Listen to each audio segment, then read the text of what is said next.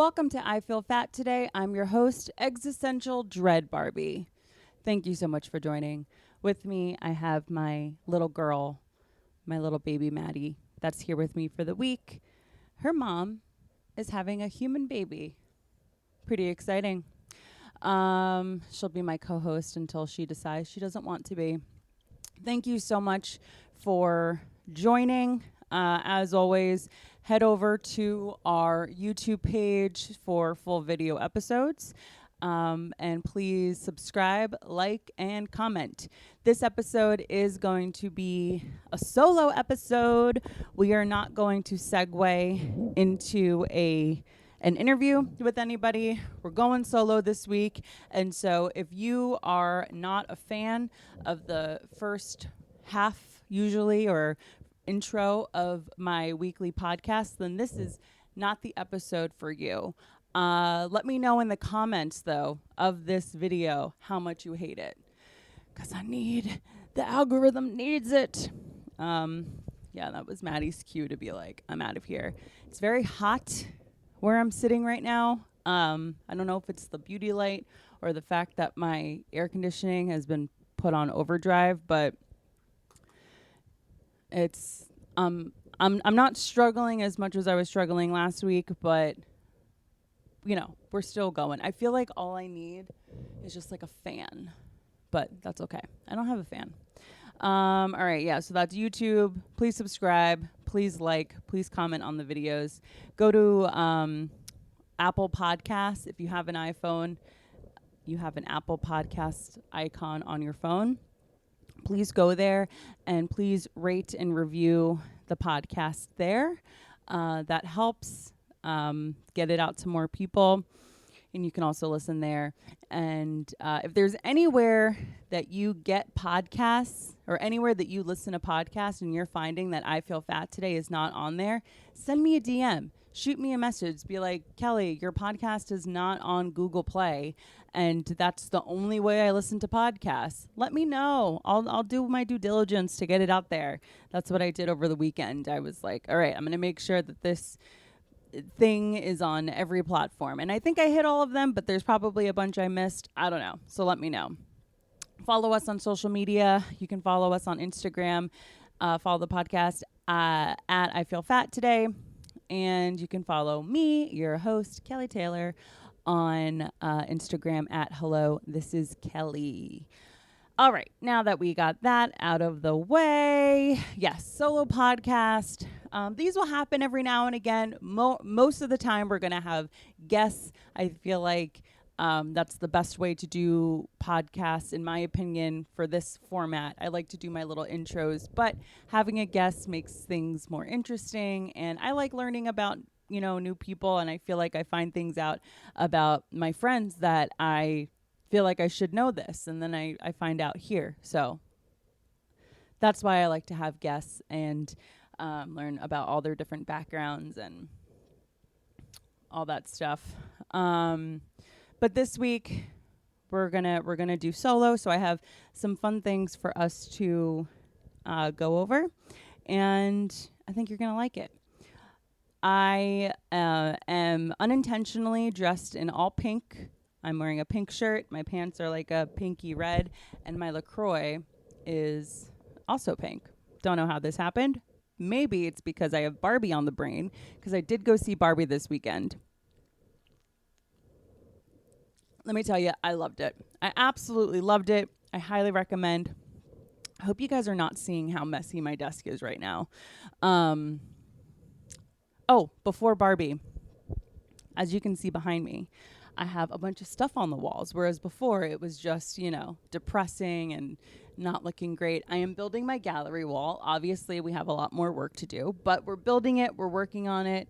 And I think this is going to look really cute, and I'm really excited to film in front of here. Oh my. We got dogs barking. Sorry about that. Relax, guys. Okay. We're going to persevere, because I don't even know if the mics are picking this up. Okay. Barbie was great. I loved it. It made me cry. I'm really glad I went alone to see Barbie because I knew I was going to cry. I just felt like it was going to happen. My one friend, Laura Sogar, who was a guest on our podcast, I believe she was episode 4. Check out that episode. But Laura Sogar went to a theater in Brooklyn to see Barbie, and freaking Greta Gerwig was there. How cool. She was like, I did not expect to go to a social media event, but here I am in my after work clothes, and she got to see, she was front row, and she sent me a video of Greta Gerwig just thanking people for watching the movie. How cool is that? But no, I loved it. The thing that I am, of course, because we can't have nice things without, people fighting and whatever, but there have been some people on the internet that are against Barbie because apparently it's pushing a feminist agenda. And of course, when you watch the movie, it's going to be laid on a little thick, but it's camp. Camp is thick. You're supposed to lay things on thick when you're trying to like hone in a message. And so, yeah, I don't want to spoil anything about the movie, but like the let me see if I can find my words because I had a whole little thing prepared. Barbie movie it's a movie that I would have loved to have had as a young girl, because as I grew up, I became very reality. I felt like it was completely disingenuous from what I was told was going to happen, that, I can work really hard and get further along. And I didn't realize that just by virtue of being a girl, it was going to be impeding me in some way. And I feel like the Barbie movie is exactly what we needed in 2023 with, everything with like Roe versus Wade, being overturned in the last year, or a little bit over a year ago now. And it felt really good to be a girl sitting there watching that movie and just thinking like, oh, this is the energy that we need. It was great. And if you're somebody that agrees with someone like Ben Shapiro, I'm trying not to curse in the first few minutes of this, but let's be real, little pecker Ben Shapiro, saying that, it's pushing a woke feminist agenda and the movie was trash. It's like, tell me that you want things to stay the same without telling me you want things to stay the same. Like, your manhood is so fragile that you are intimidated by a movie that's all pink. That says a lot about you and a lot less about the movie. On the other side of that coin, because I always have to do this, if you're somebody that had no intention of watching or seeing the Barbie movie, but now that you've seen how angry it's made people like Ben Shapiro, and that's your motivation for going to see the Barbie movie, you also suck, okay? That tells me that you're not a girl's girl, and I don't like girls that are not a girl's girl. I don't know. I think that that's a very lame motivation. Your true motivation for going to see the Barbie movie really should be to see Ryan Gosling. That's it. If you have any other sort of motivations for going to Barbie and it's not to see Ryan Gosling play Ken, then I can't help you, and you need to get your priorities straight. The other movie that I went to see this weekend, where my motivation was to go based on how hot I think the main character is, not that Ryan Gosling was the main character, you know what I mean, was Oppenheimer. Oppenheimer was great. It was lovely. It was 3 hours where I didn't even really think about looking at my phone. God, that movie theater was really hot, though, and it did take me out of it a little bit. But Oppenheimer was great. I really enjoyed it, but I'm not going to sit here and pretend that I knew what the fuck was going on. I had no idea. I was lost, not 100% of the time, but nearly 100% of the time.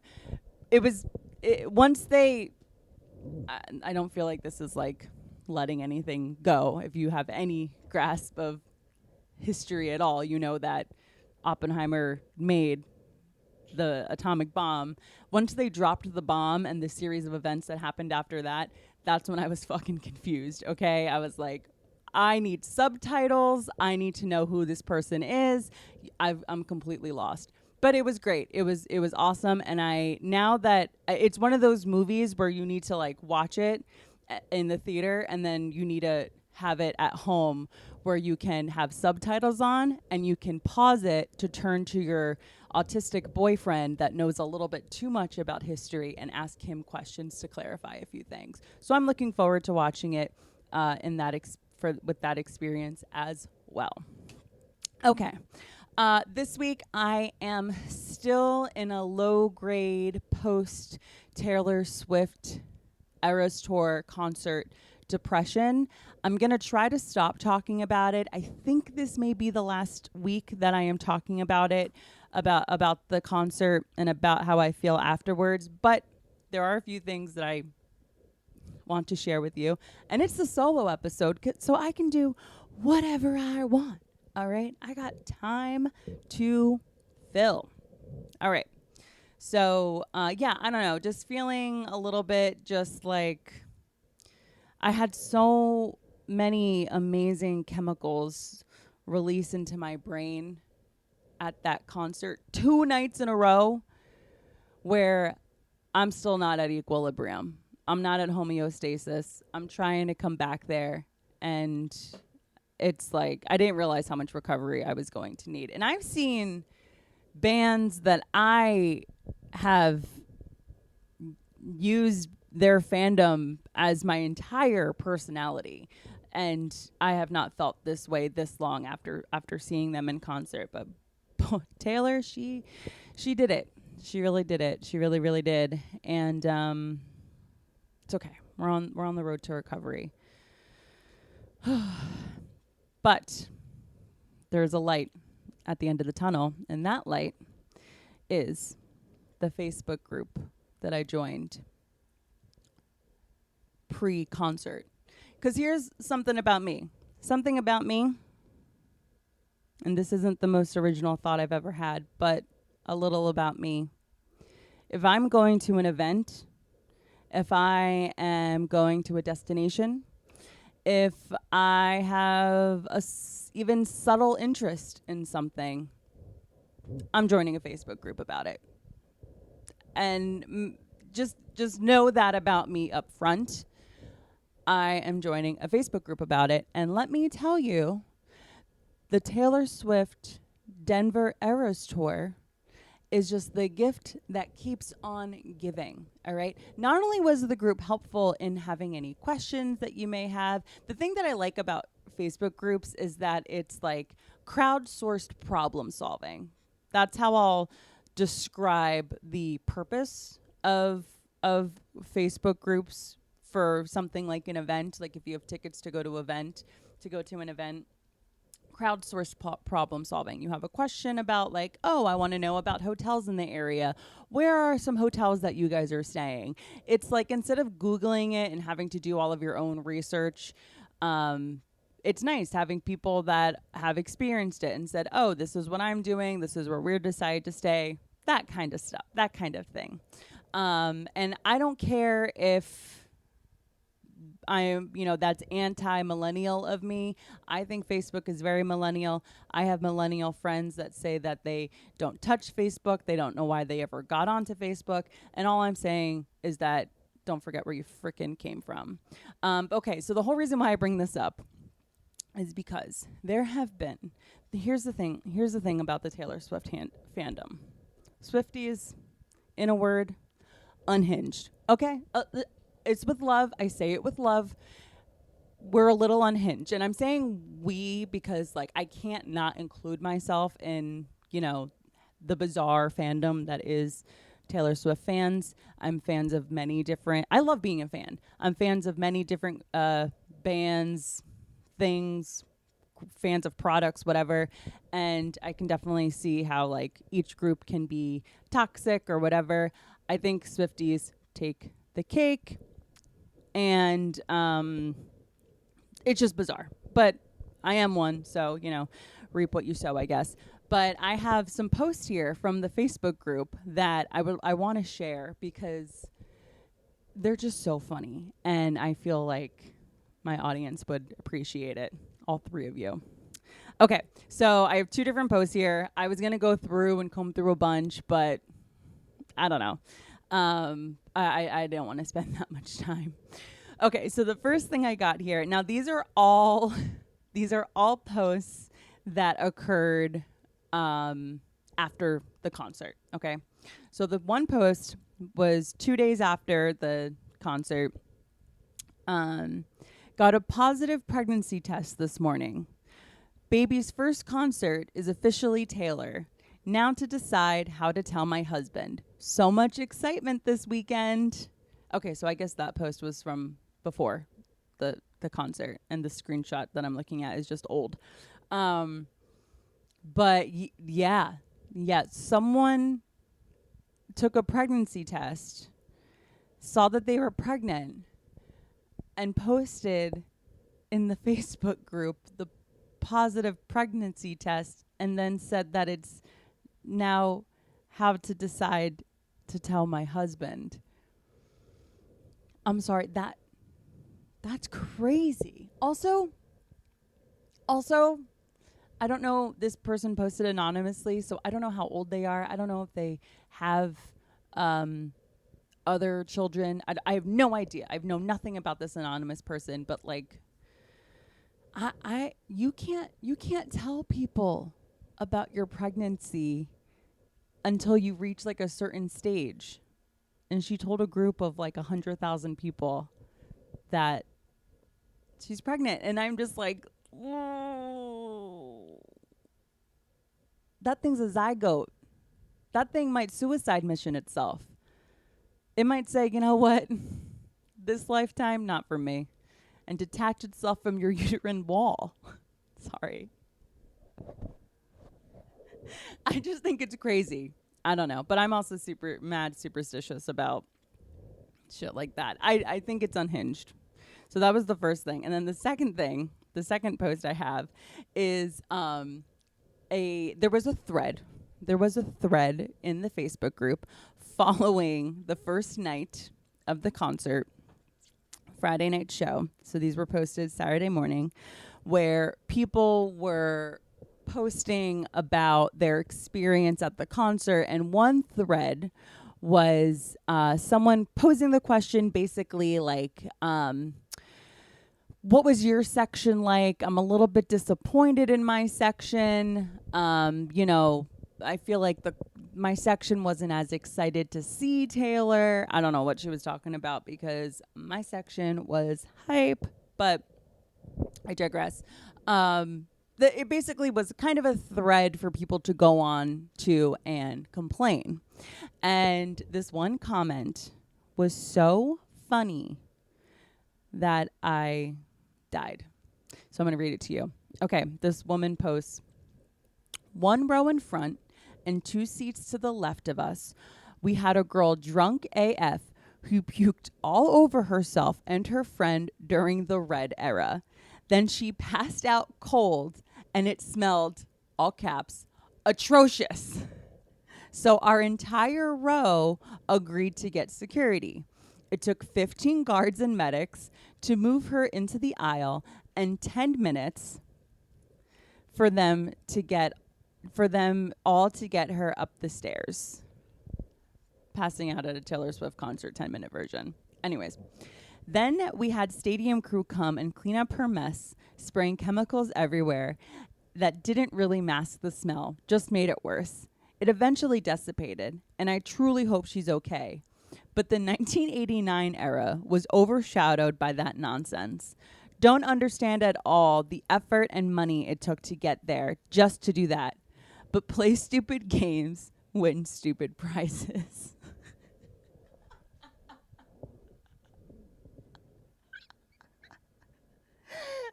That's amazing. That is the best post in this group. There are a lot of other gems, but I picked my 2 faves the two standouts.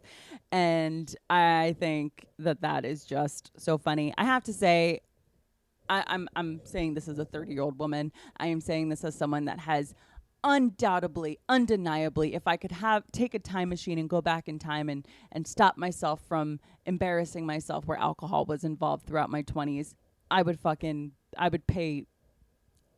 The limit does not exist on what I would pay to be able to go back and do to right my wrongs as a drunk 20-something. So I want to say that before what I'm about to say, which is I can't imagine going all the way to Taylor Swift and, being in any sort of state where like I wouldn't want to remember every little thing that was happening at the concert and like really let it integrate. But again, I've been through a lot of therapy. I've done a lot of healing. I realize you don't always need alcohol to have fun. Kill me. But yeah, I thought that was just so funny, and hope that girl's okay. I don't mean to laugh when, she's talking about this person, passing out and needing to, be brought out. But the whole thing of like 15 security guards and medics, like it just was funny. And that's the thing. I think that I feel like the Denver show, I have no idea. I haven't gone to other shows, and I'm not in other Facebook groups about this show, about the Taylor Swift show. That's not true. I was in the MetLife group. But I had to leave once I didn't get tickets. What am I talking about? I feel like the Denver show, people don't realize the altitude will fuck with you, and you can get straight up altitude sickness, and that can make you pass out. Not to mention the fact that, a tall boy at Empower Stadium is different than a tall boy at MetLife because of the altitude. It's also vastly different prices. But I think I may have said that on the last episode. So, yeah, there's that. So that's what I had to talk about Taylor Swift today. I don't think I'll always have something to talk about, but I might each week. I don't know. Okay, moving on to more pertinent orders of business that are related to the theme of the podcast. I just started a wonderful book called Intuitive Eating. Now, the reason why I have started this book is because I am somebody that will watch a few dozen TikToks, do a light graze on Google, and become a bona fide expert in said subject of what I've watched TikToks and grazed Google on. And you may have noticed in prior episodes, I have referenced intuitive eating and sort of gave my armchair expert information on what I have about intuitive eating. And I realized I really shouldn't do that. So I want to know what I'm talking about. So that was one motivation for getting the book. And the other motivation was this is something that like I'm striving to integrate into my life because I'm done with diets, and I am done with diet culture. I'm done with hating my body. I'm done with feeling like I need to look different. I just want to feel different. I want to feel better. And I think the principles of intuitive eating will help me with that. The claims of this book say that it will. I don't know. Something that I'm interested in is the thing with intuitive eating or being anti-diet culture in general is that I can be somebody that doesn't have diets applied to my life. Like I won't go on a calorie restrictive diet or any kind of diet with the goal of losing weight, but I still want to lose weight. And I'm not going to lie to you guys. In reading intuitive eating and in trying to really implement this into my life, I hope that I lose weight. Okay. I'm not going to sit here and pretend like I don't want that to be a side effect of this. I'm also kind of going into it knowing that that's probably going to happen. just based on really implementing the procedures of the book or the principles of the book, because so much of personally my eating is binge eating, and I haven't really binged in a long time, but a lot of it is like unconscious eating. A lot of it is of what I do is eating to self-soothe, drinking to self-soothe, and I am done with that. I need better coping mechanisms. I need to understand what is happening with me and feel my feelings. And I think what you can learn from intuitive eating, so they have said in the forward, is that if you're somebody that is still struggling with this desire to be thin or change your body, intuitive eating can help you sort of dismantle those desires, figure out why you want that to be that way, and release yourself of that prison. Having said that, I am still trying to survive in a society where fatness is looked at as low value and thinness is looked at with high regard and almost a prerequisite to participate in the game of success. So, still dealing with that. But we'll see.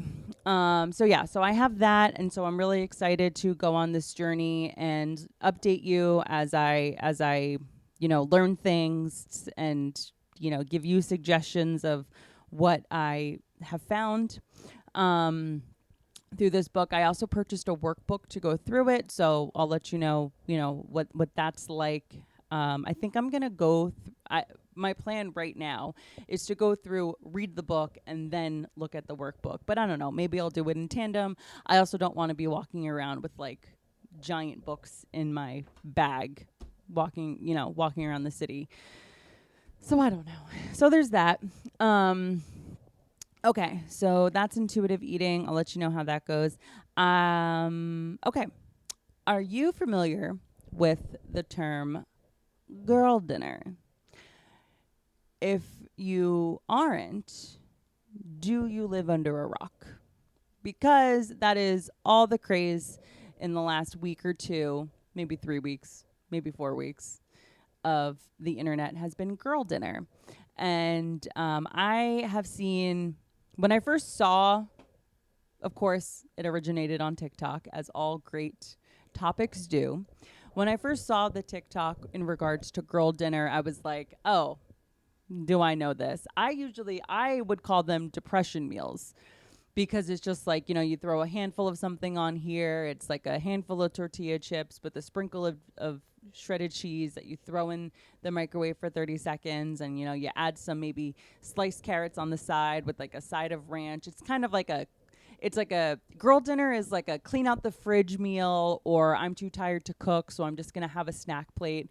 And I also would call them like a janky charcuterie board, or a leftover charcuterie. But now it's called girl dinner. It's all the rage. And what is a fun thing for the girlies to enjoy than to dissect it and wonder if it's problematic? So I found an article online about just this. So I want to read it, and I want to go into this a little bit with everybody, because I find it interesting. So this is from Glamour, and it's titled, "How Problematic is Girl Dinner Really?" This TikTok trend has gone from cute meme to subject of think pieces, condemning it as dangerous. We ask a dietitian to weigh in. And this is from July 22nd, 2023. So super recently. Just 3 days prior. Give me a second here. I need to reset before I go into this.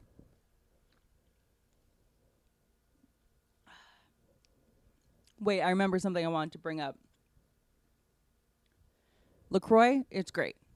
I love LaCroix. I have no loyalty to a brand of seltzer. I literally buy what's on sale. Big fan of Waterloo. They're usually on sale. LaCroix at my local food town has been on sale. So I get it. I had to go to Apple before I recorded this, and I had a 12-pack of LaCroix in the Apple store with me. And I was inspecting the box, And I see that it says 0 calorie, 0 sweetener, 0 sodium equals innocent, exclamation point. And I'm like, what? Innocent? It feels like it should say like tubular or exciting or fantastic, but it says innocent. I'm like, why does it say innocent, exclamation point? And then I realized, oh, innocent is the opposite of guilty. And so that's why. And it's saying, so this drink is 0 calories, 0 sweetener, 0 sodium. It's innocent. It's a guilt-free drink, bev. Wonderful accompaniment to girl dinner. And that rubbed me the wrong way, which I'm not trying to sound preachy. I'm not saying this can is problematic. I'm not saying LaCroix is problematic. I'm not saying any of that. But it's also kind of just like, ew, like how retro to say something is, innocent and not something that's guilty. I don't know. I guess I also just like I'm done feeling guilty about like drinking a drink that has some sugar in it. Like fucking let me live. Life is so hard. I just want to enjoy a sweet little treat. All right, I'm reset. We're ready to get into this. Okay. How problematic is girl dinner really? You know those nights when your significant other is working late, so instead of cooking a meal, you just kind of graze? Now it has a name. Girl dinner, and it seems everyone has an opinion on it. The phrase was coined on TikTok by a woman named Olivia Maher, who posted a video in May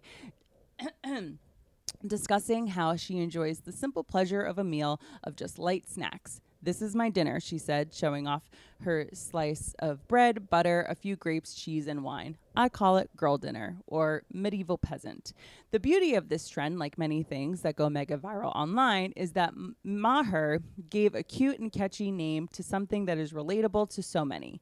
Cooking sucks sometimes, and it can feel like a real treat just to indulge in whatever you can find in your house that you feel like eating. No pots or pans or thoughts or worries required. The fun is in the lack of effort, the deliciousness of indulging in your laziest instincts. In a world of meal prep and overnight oats, the freedom of taking the dregs of your cupboard and turning it into something delicious can't be understated. The girl dinner is a giddy experience, Maher told New York Times, because yes, girl dinner made the Times. You could be having the slice of frozen pizza, but you've also got maybe a glass of wine or grapes to go with it, and you're just so pleased with yourself. You're like, I barely worked for this, and it's just and it feels like an indulgence. That's what makes it girl dinner. The past few weeks, girl dinners have been blowing up on TikTok, with thousands of women posting their versions alongside a funny song another creator made, in which she gutturally sings the words. It's kind of like, girl dinner, girl dinner, girl dinner. It's exciting. So it's like, girl dinner, girl dinner, girl dinner, girl dinner. Sorry, I'm tone deaf. One woman made 2 different versions of a pasta, likely sourced from 2 different open bags, dousing it with shredded cheese and oil. Oh my God, I literally did that last night. She showed off her melted shredded cheese, this time on chips. Girl dinner can be popcorn, it can be pickles and strawberries, it can be Trader Joe's frozen rice and sauce. Even the anchors of the Today Show showed off their girl dinners in a segment with Jenna Bush Hager, who declared Triscuits are the world's best cracker. Triscuits did 9/11. I've never felt more connected to other women as I do right now, one commenter wrote on the Today's Show page. Isn't that nice? Girl dinner bringing us gals together, and that includes the girls, gays, and theys. You know, it's all of us. We all love, and boys too. Fine, you know, even though whatever. Girl dinner. We're just ladies that like to lunch. You know. All of these girl dinners have in common, what all these girl dinners have in common is not their contents, but the celebration of giving in to our deepest, maybe laziest desires for satiation. It also spawned a male counterpart, husband mealed, a similar ode to laziness with way, way more red meat. As girl dinner mania swelled to its apex this week, backlash started to creep in. Headlines began questioning whether girl dinner was actually problematic. Dun, dun, dun. Girl dinner is great. Girl dinner is not problematic. What is girl dinner? TikTok trend courts controversy wrote today. Wait, what was that sentence? What is girl dinner? TikTok trend courts controversy. Oh, I see. Okay. Sorry. What is girl dinner? TikTok trend courts controversy. Saying courts controversy like it's welcoming in court controversy. Wrote today. Saying some online were concerned the trend could just be starvation short shift. The New York Post called it Gen Z's disturbing new girl dinner trend, saying that some girl dinners, like a can of Coke or just a few pickles, seems just like disordered eating under a new fancy disguise. What's going on? Where are the hungry girls? The Post asked. It's true that girl dinners that consist of just a few snacks or a lone dessert would not be nutritionally sound if eaten every night, and no one should feel like they can only eat girl dinners. But are we overthinking a fun treat, or is it actually cause for concern? We ask Vanessa Rossetto, a registered dietitian and CEO of Coolina Health, to weigh in. And she tells Glamour that it's not so black and white. It's totally fine once in a while to add a bunch of cheese, meat, fruit, and veggies to a plate and call it dinner, she says. It's summer and currently 95 degrees in New York City and in many cities, each and every day. The last thing any of us want to do is turn on the stove. That being said, be sure the plate includes protein, vegetables, and carbohydrates. Rossetto agrees, though, that if you're doing girl dinner every night or using it as an excuse to undereat, it can be a slippery slope. Eating only pickles for dinner, drinking Coke Zero as your meal, this trend can fall into the distorted eating territory, especially when it comes to people promoting and applauding it.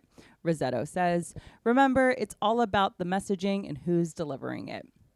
Of course, we should all focus most of the time on making sure we are eating a balanced diet. If you are having a soda and a pickle for dinner every single night, that could be a sign to speak to your doctor about developing healthier eating habits.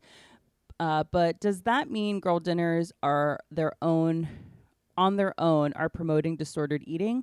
I don't think so. When I watch videos of girl dinners, what I'm noticing isn't actually the meals themselves, which in truth are sometimes disgusting, but the delight that women are taking in the beauty of not caring. In a world where it sometimes feels like women need to optimize every second of their existences, where we are told to count calories and macros and double wash our vegetables and make gluten-free substitutes and avoid dairy, sometimes it can be delicious to just pile up a big mound of hummus and crackers and call it a day. It's not about restriction. It's about indulging in the freedom of not giving a F, of eating what you want, even if it's just a soda and a pickle. At least that's what the creator's original intention. At least that was the creator's original intention. In an interview with Today, Maher emphasized that girl dinner isn't about the ingredients at all. Anything can be girl dinner if it makes you happy. Girl dinner can look like many things, Maher said, depending on what your needs are and what you had earlier in the day. But what matters is the feeling it evokes. Giddiness often goes along with it because it's what you want. It satisfies you. Eating what you want when you want, now that's satisfying. I thought that was a great little article about how the girlies had something fun on the internet, and then of course it had to, launch into a discourse on if girl dinner is problematic or not. And I think that if somebody is battling something like an eating disorder, they will use anything as an excuse to perpetuate their disease. And of course, girl dinner is one of those things. I think also there are people on the internet that will try to use something like girl dinner as a way to one up others on the internet. So like if I post a girl dinner of like a pretty fruitful, colorful plate of just like random things that would be my girl dinner, and someone sees that and wants to post that their girl dinner is half of that with a less amount of variety, i.e. pickles and a Coke Zero, then that's can be her way of being like, oh, this is all I need for my girl dinner. I don't need all of, what everyone else is having on their girl dinners. Sure, that can happen. Girl dinners can be performative. I mean, sure. But I agree with this glamour little write-up about girl dinner. I think that it's a fun thing that we have, and I'm excited for my girl dinner later tonight because it's a night where I'm home alone. And it's also very cost effective. And yeah. Okay, so what would be my girl dinner plate? So I think my girl dinner is definitely going to be green olives. Okay, green olives. No pit is preferred, but, sure, maybe pitted. Green olives. A small hunk of a cheese. I would prefer two different kinds of cheese. I would like maybe more of a harder cheese, like a hunk of a Swiss, and then a hunk of like a goat cheese, a more spreadable cheese. So we're going to go green olives, hunk of Swiss, hunk of goat, some grapes, fruit of some choice. I usually have strawberries in the fridge. Definitely some raw veggies. I love crunching into a nice raw carrot. So we got carrots on there. We got strawberries on there, and some canned mayo with canned tuna with a little bit of mayo mixed in, obviously, and Frank's Red hot sauce. And I'm going to take that and I'm going to mash up an avocado, and I'm going to layer the avocado with salt. I'm going to mash up avocado, put in a little salt and pepper, mash it up, put it over these, it's sort of like a big Triscuit. It's like a any sort of vehicle where it can go from where I can put the avocado and the now hot sauced tuna on top and into my mouth. So whether that be a piece of toast, an English muffin, these like flat Triscuit like crackers, or maybe a series of a bunch of Triscuit crackers with, a little bit of the avocado and a little bit of the spicy tuna mixture on there. That's girl dinner. Cool, fun, love. I love girl dinner, and I am so excited. I did not realize how hungry I was going into this, and so I am fading. I would have a snack by me, but I don't need to be chomping into the microphone. Okay, one more thing to cover, and then we're done. What are you doing? Get out from over there. Sorry. Okay. I found this article on CNN today, and it actually was posted today. And I'm going to include it in the description of the show so you can go back and read it yourself.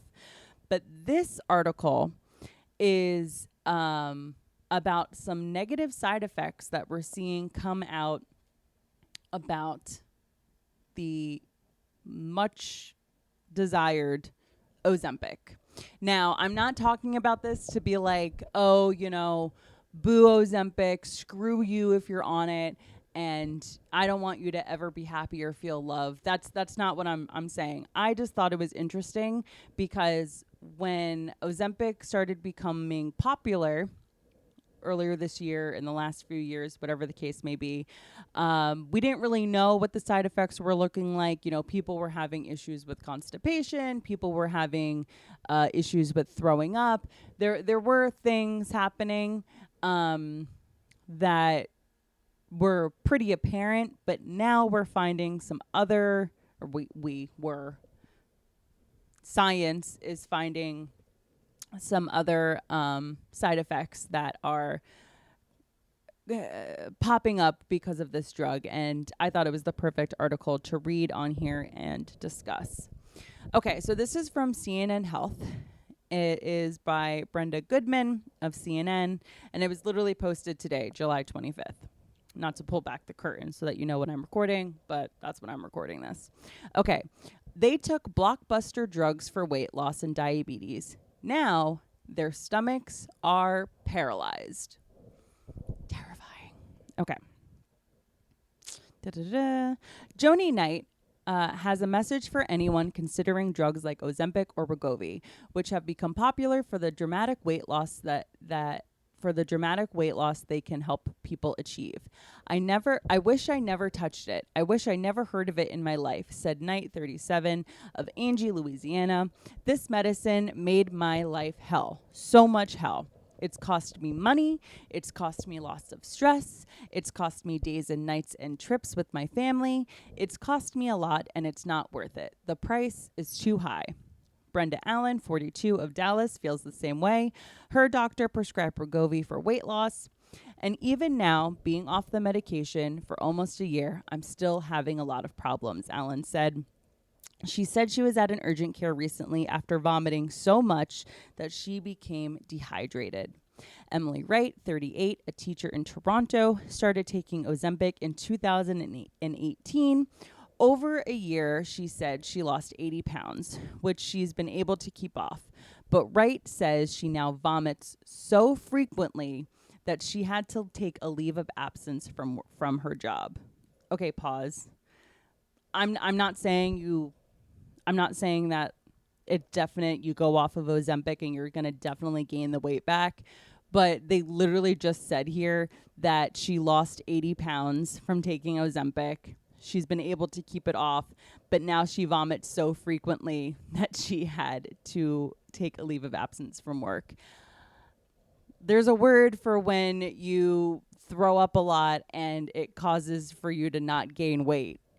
It's called bulimia. Okay? I'm not saying she's bulimic, but in saying like, oh, I'm not on Ozempic anymore, but I've been able to see, I've been able to keep the weight off. It's like, I wonder why. I've been off Ozempic for a year, but I'm still not back to my normal, Wright says. The diabetes drug Ozempic and its sister drug for weight loss, Wegovy, utilize the same medication, semaglutide.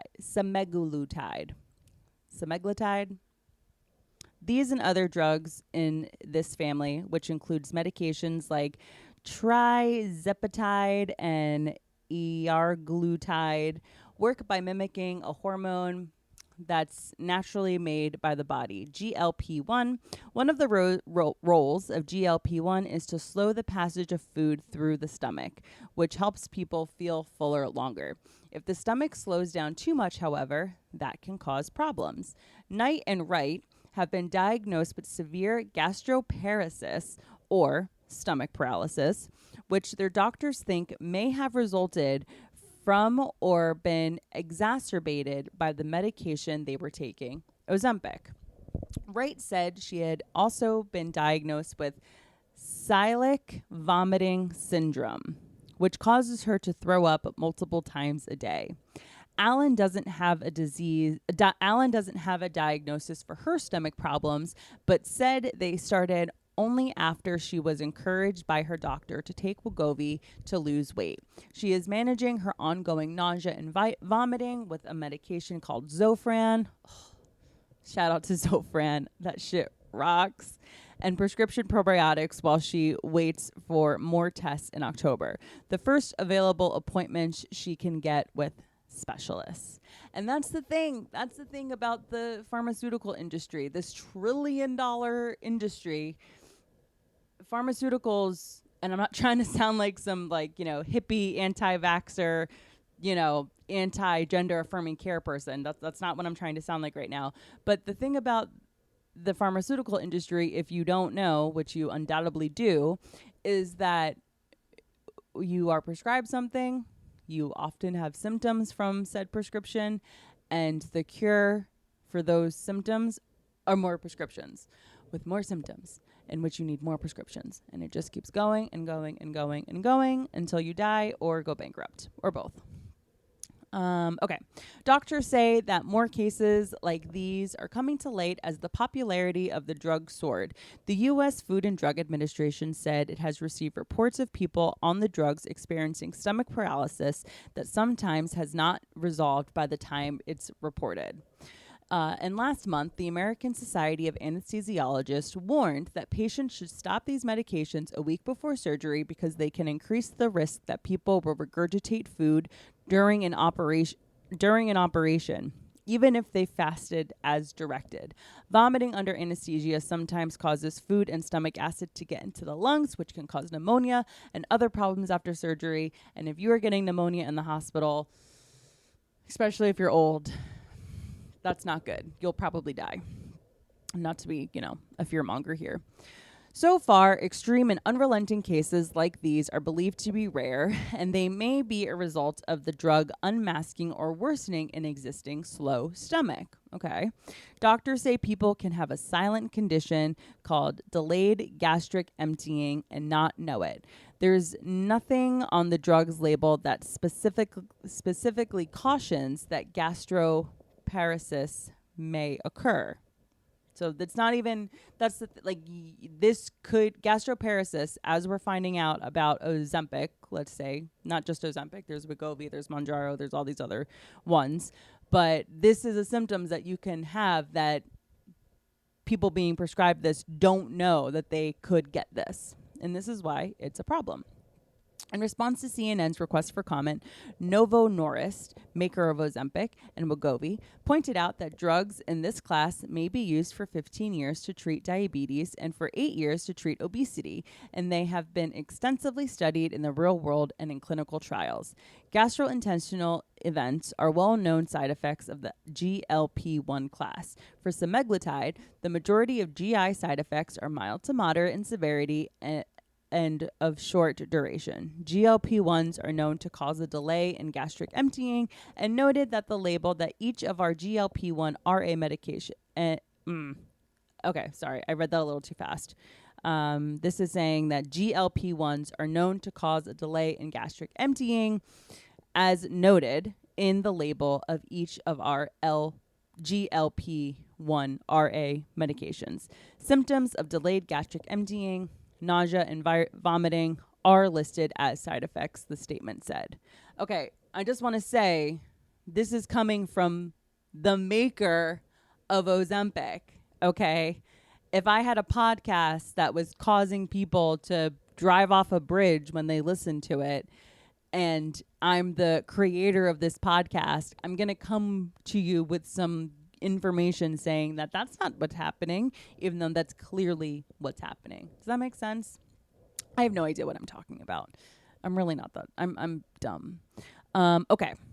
Gastroparesis can have many causes, including diabetes, which is a reason many people are on these drugs in the first place. Women are known to be a higher risk of this condition too. In more than half of the cases of gastroparesis, doctors are unable to find a cause. They may just be really unlucky, says Dr. Michael Camarelli, a gastroenterologist at the Mayo Clinic, said of the people who shared their cases with CNN. On the other hand, this is how the drugs work. Although many doctors or patients understand this or the problems, on the other hand, this is how drugs work. Although not many doctors or patients understand this or the problems that may follow, he said. Calamari received a grant from the National Institute of Health to study how one of the first GLP-1 agonists, a drug called iraglutide, affects stomach function. He recruited 40 obese adults and randomly assigned them to increasing doses of this glutide or a placebo, which had no active ingredients. After 5 weeks, he had people in the study eat a meal laced with radioactive tracer so he could see how long food stayed in their stomachs. People taking the liraglutide had dramatically slowed digestion compared to those on the placebo. It took about 70 minutes for half of the food they ate to leave their stomachs, compared with just 4 minutes in the placebo group. Whoa. So people that were on the medication in this study, it took 70 minutes for the food to leave their stomach to go into their small intestine, and the people that were on the placebo, it only took 4 minutes. And that was just the average delay. In some patients on liraglutide, the time it took for half the meal to leave their stomachs was about 151 minutes, or more than 2.5 hours. So that's how you get the feel fuller, longer side effect of the drug. Calamari said the group taking liraglutide lost weight, and the bigger delay in food leaving the stomach, the more weight people seem to lose. Fortunately, people in the study seemed to adjust to the medication over time. After 16 weeks, people in the group taking liraglutide were clearing about half the food they ate from their stomachs in about 30 minutes, as opposed to 7 minutes in the placebo group. Symptoms of nausea and vomiting seemed to ease too. Unfortunately, there have not been these types of robust studies, and so the whole idea that this class of medications actually delays gastric emptying is not as well recognized, Calamari said. It's conceivable that some patients may have borderline slow gastric emptying, and starting one of the GLP-1 agonists may participate in full-blown gastroparesis. Okay, so what that is saying is that if you're somebody who has a normal digestive system and you eat your food, the food's going to empty from your stomach, let's call it 4 minutes, based on what was said in this article, right? If you are one of those people and you then go on this medication, we're looking at the stomach emptying, looking at about 70 minutes. So think about that. You're obviously going to be fuller longer because it's taking a longer time for your stomach to empty out, and you get hungry when your stomach is empty, right? Okay. But if you're somebody, maybe you're one of these, I just have a good metabolism people, and, you know, the kind of people that like are just naturally thin, that can kind of eat whatever. Maybe you're a person that has already slow gastric emptying.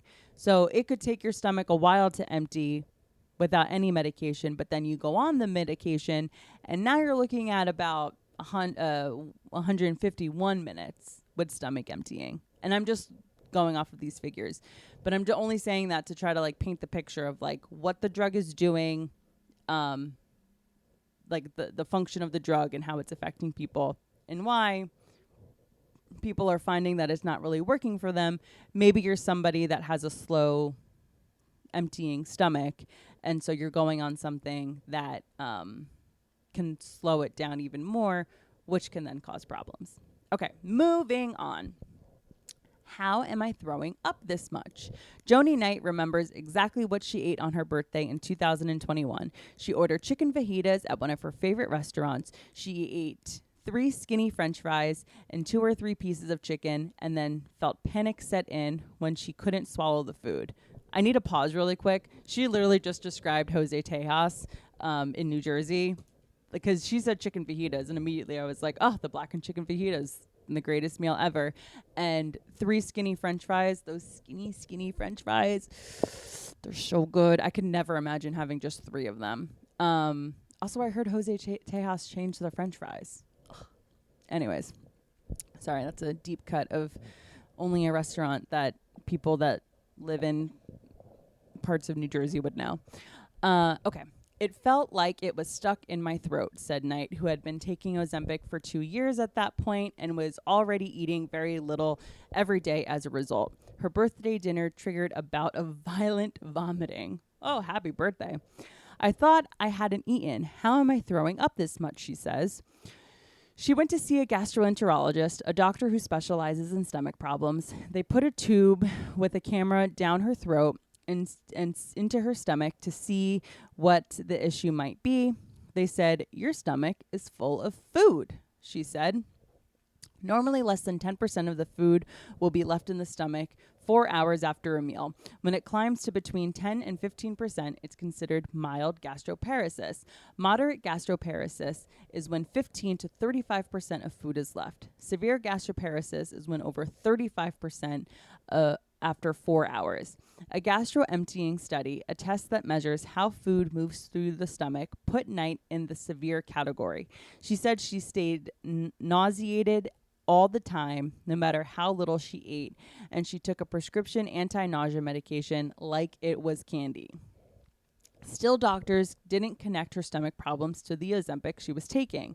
Although the prescription information for the drug warns of nausea and vomiting, it mentions only that the drug causes a delay in stomach emptying as a warning that it might affect the absorption of other medications. It was almost 4 more months until a specialist took her off the medication. Emily Wright, a teacher from Ontario, said Ozempic helped her shed 80 pounds in 1 year. She continued to take it to help manage her blood sugar. She always felt sick. She said she vomited every day, but kind of got used to it. She would wake up and throw up, and then her day would get better.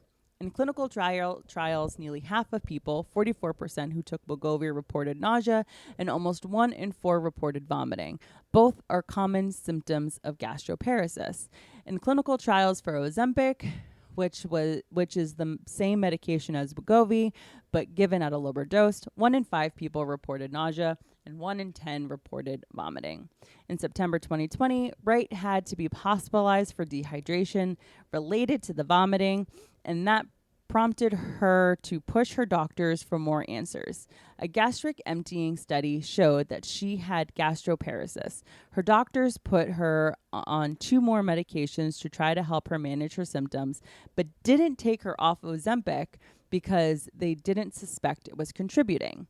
Diabetes can also cause gastroparesis, but that typically happens only in people who have had the disease for at least a decade and have chronically high blood sugars that have damaged the nerves that control the stomach. Both Knight and Wright say that their doctors dismissed that possibility in their cases. Everybody said there's no way it's diabetes, said Wright. Everybody said there's no way it's diabetes, said Wright, who had been diagnosed with diabetes only 5 years when she developed gastroparesis. In December 2022, her vomiting got much worse. Standing in front of her classroom, Wright said she began having burps that smelled so strongly of sulfur and rotten eggs that the kids began to comment on, "What is that? Where's that coming from?" they said. Then, instead of just vomiting the food she'd recently eaten, Wright noticed that she was throwing up food she'd eaten 3 or 4 days prior. Oh, God. Another gastric emptying test showed her condition had deteriorated. Then the GI doctor said, "Well, I've been seeing a lot of clients coming in with full stomachs Then the GI doctor said, "Well, I've been seeing a lot of clients coming in with full stomachs on endoscopy who are on Ozempic. So let's try taking you off Ozempic," Wright said. Both Knight and Wright said they got some relief after coming off the medication, but the problems continued. Now, Wright said, instead of throwing up a meal she ate several days ago, she mostly vomits food she's recently eaten.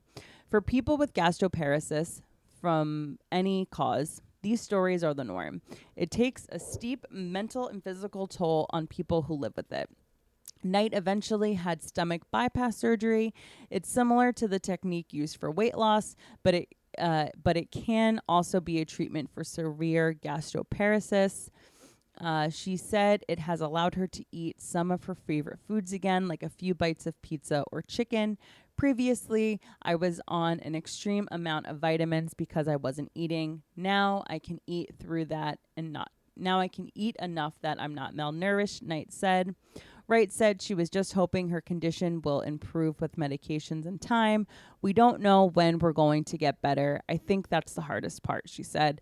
Like, if you could give me like a year or 2 years, that would be something to hope for. Weighing benefits and risks. Drug regulators say that they've received reports of stomach paralysis among patients taking GLP-1 agonist drugs. The FDA has received reports of gastroparesis with some semaglutide and liraglutide, some of which documented the adverse events is not recovered after discontinuation of the respective product at the time of the report. So it's saying that it's being reported that people are experiencing gastroparesis and they're not recovering once they discontinued Ozempic. The reports have been submitted through the agency publicity. The reports that have been submitted through the agency's publicly accessible adverse events tracking system, and the FDA said that there's not always enough information in those reports to properly evaluate them. Sounds like an excuse to me. If you trust the FDA, get your fucking head checked and you should lose the right to vote. The FDA said it has been unable to determine whether the medications were the cause or if the gastroparesis may have been caused by a different issue. All right, enough. That's like, I don't want to hear this. What do you mean? There's not enough information. Gastroparesis can be a complication of diabetes that is related to long-standing or poorly controlled disease, further complicating the ability to determine what role the drugs play. Asked whether doctors and patients should be warned about the risk for people who are known to have slow digestion to begin with, the FDA said the benefits of the medication may still outweigh its risks, even for this group. Regulations pertaining to drug labeling state that a drug should be contradicted only in those clinical study situations for which the risk from use clearly outweighs any possible therapeutic benefit. Only known hazards and not theoretical possibilities can be the basis for the contraindication, the agency said. The FDA said people with gastroparesis weren't excluded from the clinical trials of these medications, and the benefits for diabetes and weight management may outweigh the risks in some patients with gastroparesis or delayed gastric emptying. So I see what they're saying there. It's like, listen, if you're someone that has diabetes and Ozempic, I'm saying Ozempic because it's easier than saying semaglutide, but if that helps with your blood sugar management, then sure, yeah, the risk of gastroparesis maybe doesn't outweigh the reward or the, benefit of your blood sugar being regulated. But for weight management, that's crazy to me. That's crazy to me that you would rather have sulfuric burps that could result in surgery because food from days ago is still in your stomach. Oh, God. This is a tangent. This is a weird tangent. But I always think about how when someone's on death row and they have their last meal, then they go right into, the chair or whatever. They just have that meal in their stomach. And now you're going to die with a full meal in you. And it's just like, oh, that shit's going to rot. So think about that. Think about that. If you have food in your stomach from 4 days ago, that's disgusting. I'm sorry. I'm not trying to shame anybody. I'm not above semaglutide, okay? I've tried it in the past. Literally, I've done this. And I didn't have nearly as many side effects as this. But that's gross.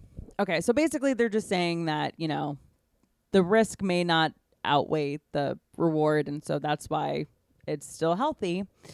Concern for surgery. Anesthesiologists say that there are real hazards involved with stomach paralysis on these medications, and doctors and patients need more information about the risks. Dr. Renuka George, Fellowship Director of Regional Anesthesiology at the Medical University of South Carolina, recently tweeted a photo of the stomach contents suctioned from a patient who had fasted as directed, but was taking an GLP-1 agonist for diabetes.